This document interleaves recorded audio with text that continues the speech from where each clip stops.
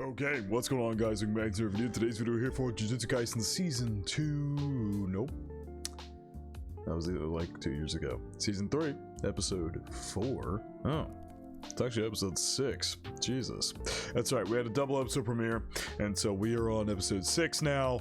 The last episode we confronted Hakari, to which he figured out we aren't exactly just random people looking to make some money through street fights. We are through ring fights, whatever you want to call them. No, we're from Jujutsu High, and so he attacked Itadori at the end of the episode. I'm assuming that's going to lead to them fighting. Kirara might get involved, Megumi might get involved. It's going to be a banger episode. I'm here for it. Let's hop into it. That last scene was actually rotoscoped, the one at the end of the last episode, which was, that's really cool. It looked really good. We have now seen the power of rotoscoping with 100 meters. We just know it takes a long ass time to do so. Anyway, let's hop into this. Per usual, feel free to check out the Patreon and Discord. The links are in the description below. As far as the Discord goes, talk about current anime, past anime, current manga, past manga, and have non-anime conversations as well.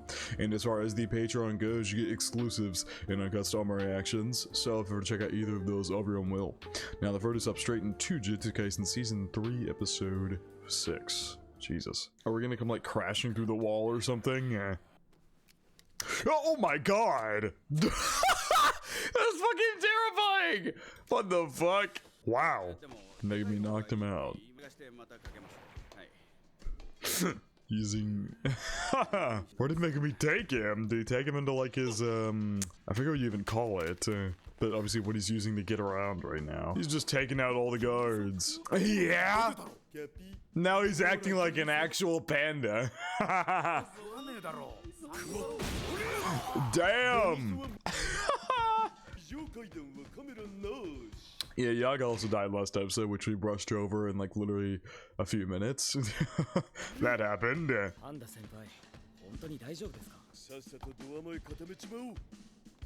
Oh my god! There goes Kirara.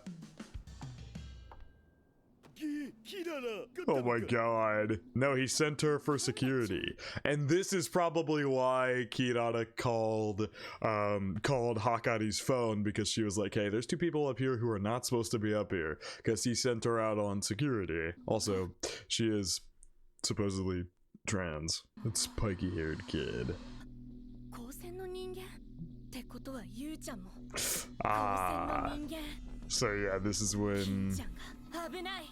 And now we come back to the end of the last episode. Yikes. Oh my god, immediately to scrap. Woo! Yeah, but Kirara seems to have some kind of ability, some kind of curse technique that makes it so things can never reach you. Like eerily similar to Infinity. Whoa. Oh, it's like it's reversing it almost. Instead of Infinity, it's like actively reversing things back to where they came from. Yeah. Whoa! What does that mean? Already marked. Yeah, yikes. Fucking...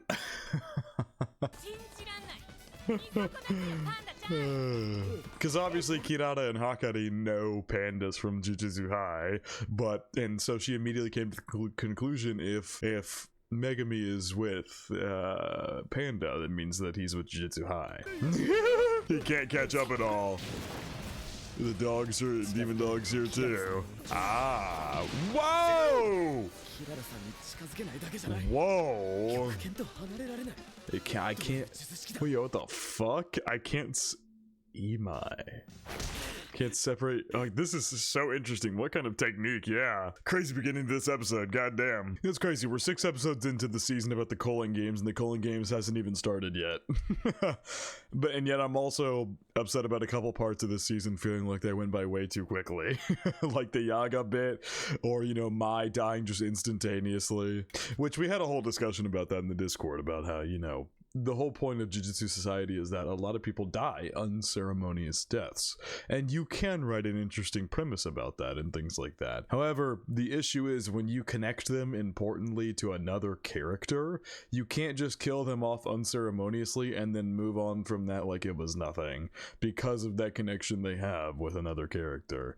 You want to see that fleshed out more, or have something to do with that, like the way that Panda's already just moved on from Yaga's death. I know he said that like pandas can cry too, and like maybe he processes emotions differently, but we've moved on from Yaga's death instantly. Maybe we'll come back to it later when maybe Gojo gets unsealed or something, because we know Gojo was close with Yaga. Maybe we get back to it then after all the chaos is done, but it just seems, I don't know. And then with the whole Mai thing, it's the first time we've seen her in fucking forever. She had absolutely zero relevance in the entirety of season 2, and then she appears back just to instantly die so Maki can get a level up. it's like, okay. And then also, since I'm airing out a couple complaints I have about this series, the Kyoto Students was completely fucking useless and stupid. That whole arc, that like tournament shit that we did back in season 1, literally was completely useless. The Kyoto Students have done absolutely nothing. The only one who did anything relevant was Mekamaru. Miwa made a binding vow so she can never pick up a sword again, and then did absolutely nothing against Kenjaku, because Kenjaku just ulted on her, so she's now out of the picture. Mai's dead. We haven't heard anything from Kamo Noritoshi, the descendant, who was Megumi was friends with, or the broom girl, I forget her name, showed up for literally 2 seconds at the end of the Maki episode, and then she's gone again.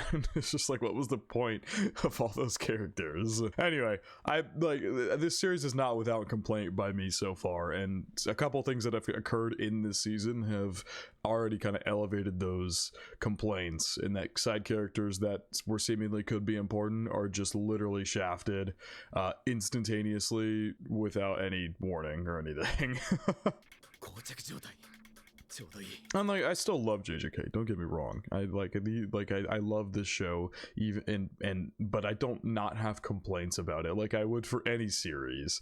Like Fire Force is one of my favorite shonens of all time, and I can sit here and say season 3 has not looked that great in the animation department, but I still fucking love it. It's not the biggest deal ever, but for JJK I would say it's a bigger deal because it's more plot relevant and character writing relevance, which is something that I like more than many other factors in shows. I mean, if none of you can move, yeah.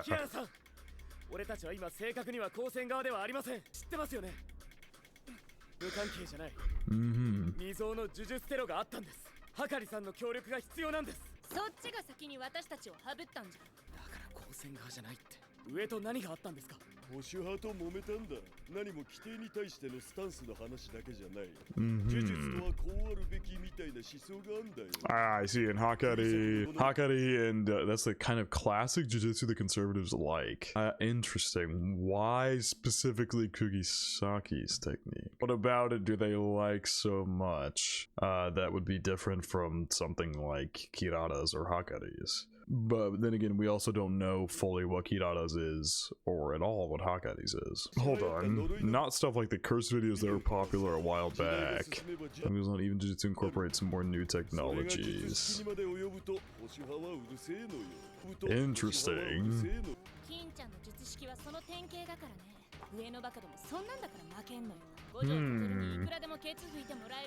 Yeah, he's sealed.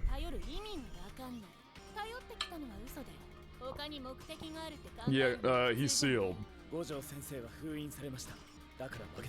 kind of reaction is that gonna get? Because that means we could be in big time danger if he's sealed.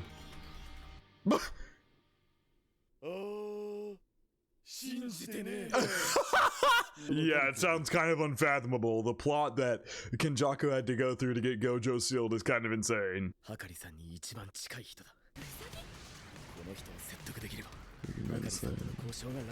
How are you gonna convince Kirara with a bunch of bunnies, Megumi?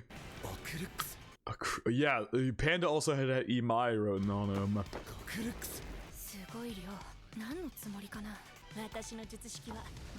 Mark's cursed energy. So it treats sorcerers and their Shikigami as one and the same. Okay. Oh my god, some of these shots are crazy. Whoa!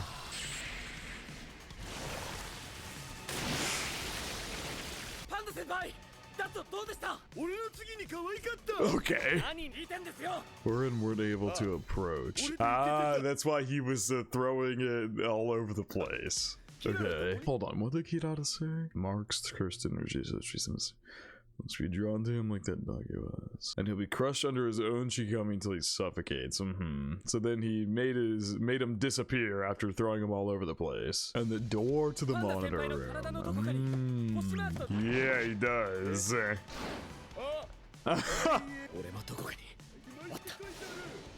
Yeah, the abs is correct. People are gonna go crazy for that shit. It's, yeah.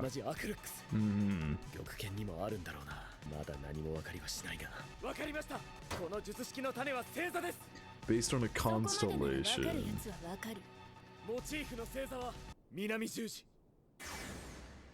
The Southern Cross. Oh. Is that? We both let it show on our faces. Oh. Because was he just taking a gamble or something? Did he not actually know? But Kirara looked shocked until he was like, "Really?" Yeah.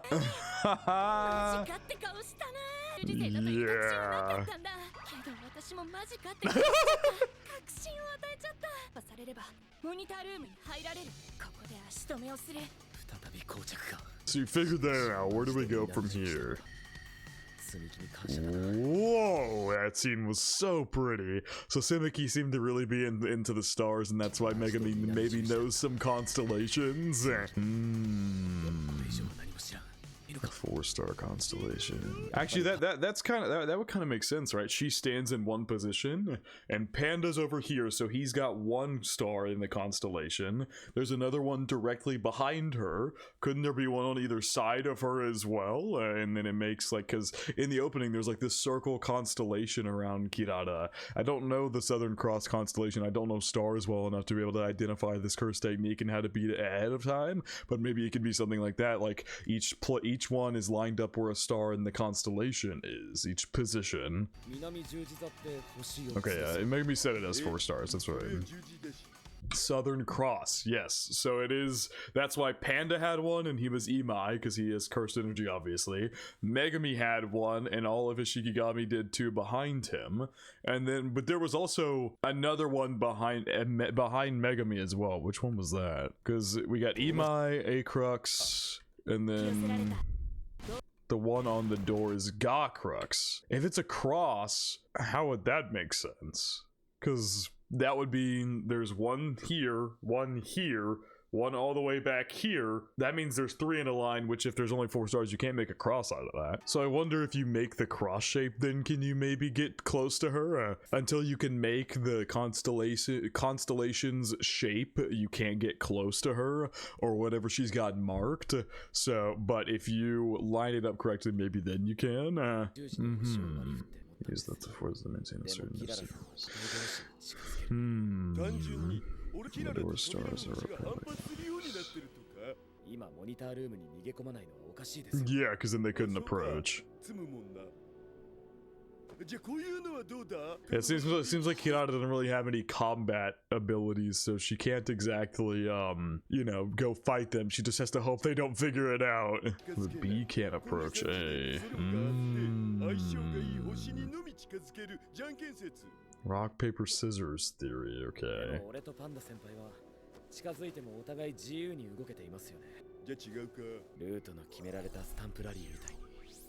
A stamp rally. Imai, Acrux, Ginan, Gakrux.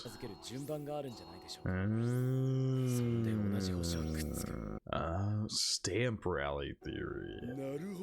So, hold on. So yeah, and things with the same star get drawn together, yes. That's why all these Shikigami get drawn to him.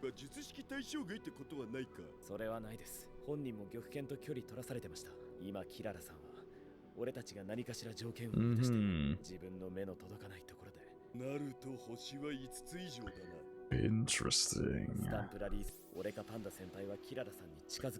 Uh-huh. Somewhere.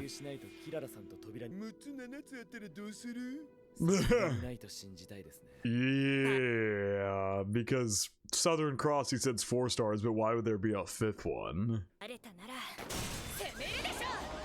Oh my god! She just threw a car at them!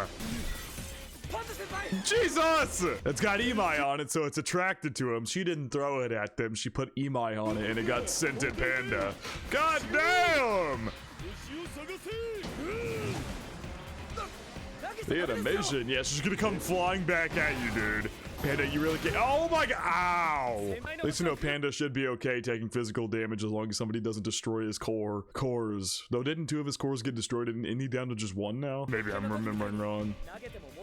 Or I think he was able to maybe regenerate the cores over time slowly. I forget. Somebody will clarify in the comments. Yeah, so how did... yes, that's right. Kirara literally said she marks cursed energy. That's what she said earlier. She doesn't have to actually touch you, she just marks your cursed energy. Which is why the Shikigami tagged Megumi as well, because they are an extension of his cursed energy.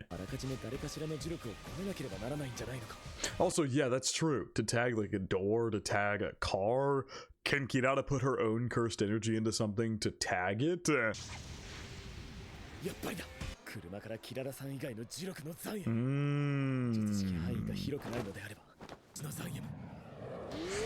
my god! Oh my god! Panda's just getting thrown around like crazy. Mimosa! What the hell? I'm someone nice. Also, wait, yeah, no. It couldn't have been Kirara, like, yeah, because, okay. I think I'm getting this. Mark object. Yeah, so it's gotta be...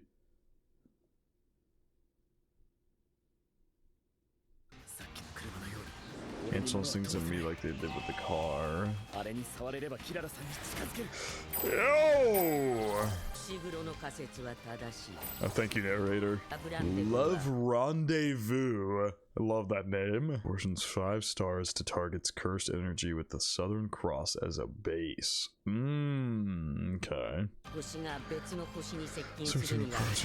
Oh my god! A predetermined order. It's marked with the same star attract each other, yeah.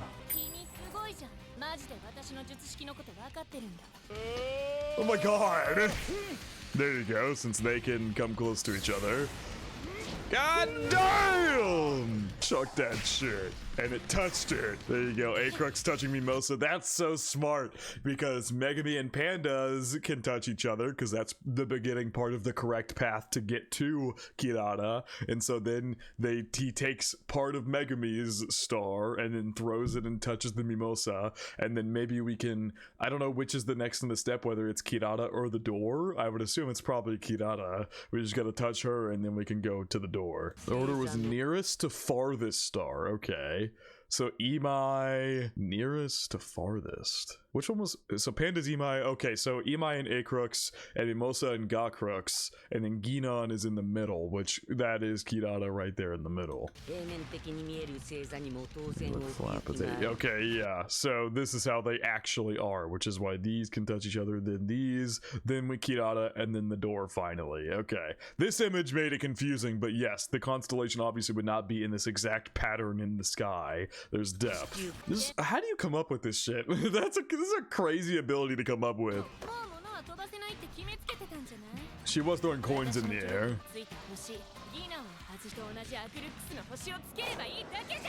Oh my god! And he sent the dog at her! There you go. Yeah. The same tagged objects will be drawn to each other. Oh, that's crazy! What the fuck? This is so so crazily detailed and I don't even know. This is a crazy fight. Oh, she called it off. There you go. God Damn! Oh my god! That could have so easily killed Megumi. Holy shit. Well, there you go. Fuck! Of course we're not gonna harm Kirara. That was crazy, the mind games that went into figuring out Kirara's technique. Holy shit. Most people would not be able to figure that out. Megumi is just so smart.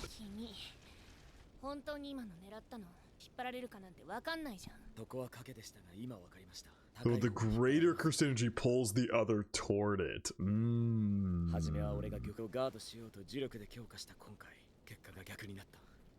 Huh. He's gonna let her up. Yeah.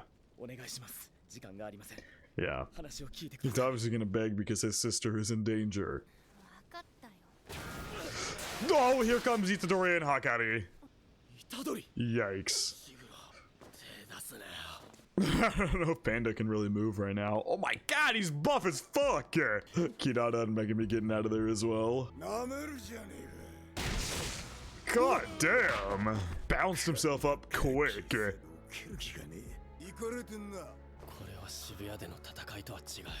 Ritual. He wants to feel, because his whole thing was passion and everything like that. He needs to feel that from Itadori. Jesus Christ.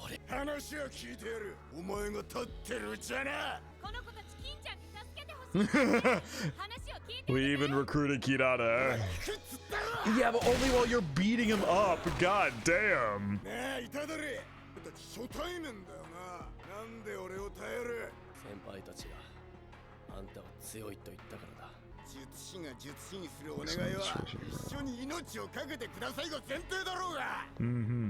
You have passion worth risking my life for. Yep, literally what I said. He's gonna show him he's got that passion.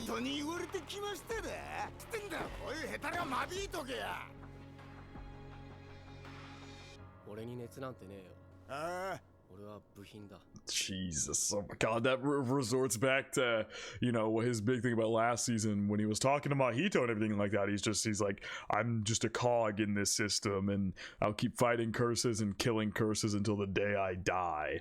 That whole scene is still one of the best in this entire show. From a writing standpoint, from an atmosphere standpoint, from all of the above. Need to keep exercising. Well, I feel like Hakari would find even less passion from that. I mean, Itadori literally said he has no passion. He has no passion for doing this or fighting curses or everything. He's just a cog in this system that he can no longer escape.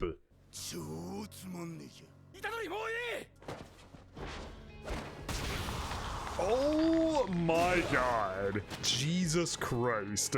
He's just gonna get up again. Ooh. I'm really curious what his technique is and everything. If both Yuta, Gojo, everybody sings Hakari's praise for his strength. Sea urchin head. Damn! Got back up with the speed. Punch him a bunch before that too. Oh my god, he's just Itadori, just all emotion and life from his voice is just gone.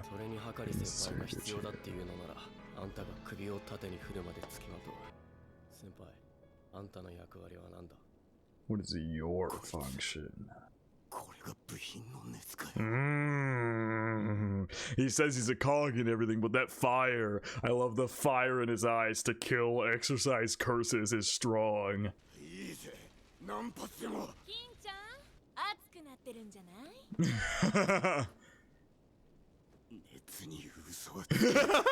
He did get him heated up with all this talk and everything. I guess we're going to talk now. I guess it is. If he gets his passion flowing and he feels the passion flow and he's like, all right, cool, let's talk. Thanks, Kirara. His old hair is crazy because that's the same design they showed in season 1 when they first mentioned him. He looks so different in Jujutsu High. Yeah, one light hit to the back of the head. Oh, is this the fucking... Oh my god. A new rule already? Oh, fuck me. Yeah, so we're already... this is the little creatures that Tengen said you would have. They're like alerters, basically. Oh my god. Name points, number of rules added, current colony.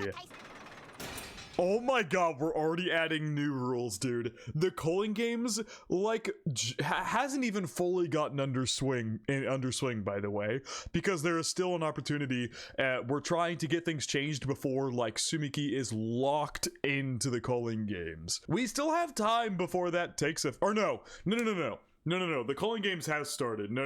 I think I'm misremembering that. It has started. We are trying to get it before she has to kill somebody. Because if we don't change the rule to allow an out for people, she will have to kill somebody or she will die because she'll be stripped of the curse technique she has been given. She will die if that were to happen. So we have to change the rule before that part goes into play. And she'll be forced to kill somebody.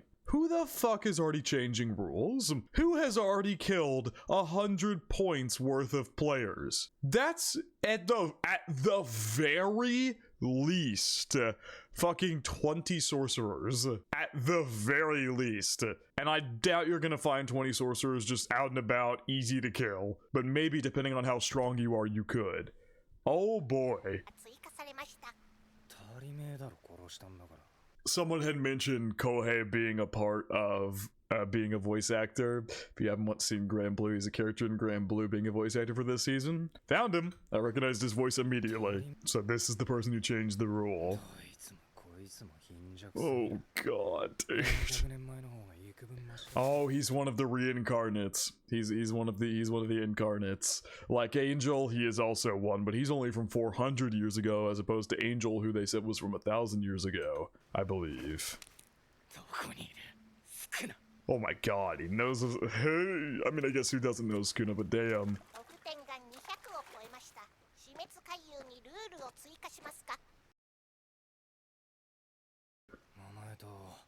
Demonstrate their strength. So which colony they're in? Yo!